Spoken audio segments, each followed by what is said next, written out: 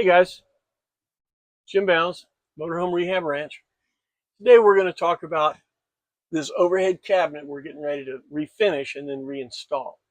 We're going to take a minute here. At the end of the videos, I always say, please comment, give me questions and suggestions. I really do want you to do that because that helps me figure out what else to talk to you guys about. There's a recent video about alternators, and there's also one that I did about carburetors that everybody needs to check. These are things that come out of talking to you guys. So feedback from you is very, very important. If it's nothing more than I enjoyed it, that'd be great too. Today, what we're going to talk about is the beginning of refinishing this Galley overhead cabinet. Now, the Galley is 5 feet wide. This is a 5 foot wide IKEA mini kitchen that we picked up. Your cabinet is, again, 5 feet. And this cabinet right here is right at the 5 feet mark, right in here. I left this overhead here a little bit long so I can meet up to the cabinet when I put it in. So I don't have to worry about measuring too much. In this cabinet, you're going to have all this wiring on the inside of the cabinet.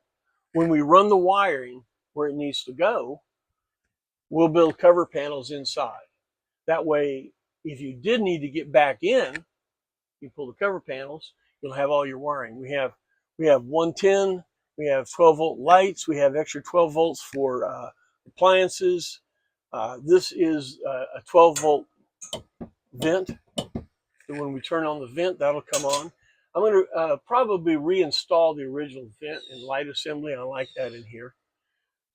This cabinet will screw into the same positions that the original cabinet did. It's the original cabinet, okay? We're going to refinish it. We're going to fill all the holes, and we're going to refinish it with a bed liner to give it kind of a textured finish, similar to this finish down here that we have at the lower part of the kitchen. The doors and drawers. Now, that's a very interesting thing. When we get into it, the doors and drawers, you can change the whole look of the interior of the coach just by what you finish the cabinet with. The cabinet can be very vanilla, very neutral, but the doors and drawers are what make it what it is. So pay attention to that when we get to it. Rest of this kitchen, this was from Home Depot.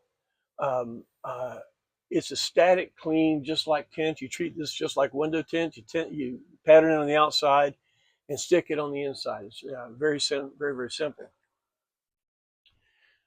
All right, so we're going to be ready now to finish this Galley overhead cabinet, which will pretty much finish the Galley itself.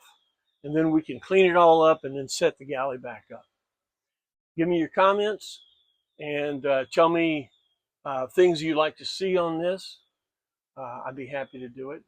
All of what I put out is, well, not all of it, but a lot of what I put out is from your comments. So I'm very, very interested in what you want to see on this kind of stuff and what you're doing. I noticed the last time we did overhead headliner and sidewalls, there were several people that had posted that they were doing some different things. And, you know, I'd like to think that maybe they watched a little bit what I did here and they took their own ideas. That's what all this is about. You may not, you may not like LED lights behind your bamboo curtains and things. You may not want to have silver tin headliner and back sidewalls, but the concept of putting this stuff in is what I wanted you to see, and that's what I want you to pick up. All right. Questions, comments? You have a mint? Thanks a lot. Hit like and subscribe and all those things. Ranch hands, this is another part. This is the first one. Not a lot of content in this, but it's just to get you ready, get you prepared for what we're getting ready to do up here. All right? Well, thanks a lot, and we'll see you on episode 2.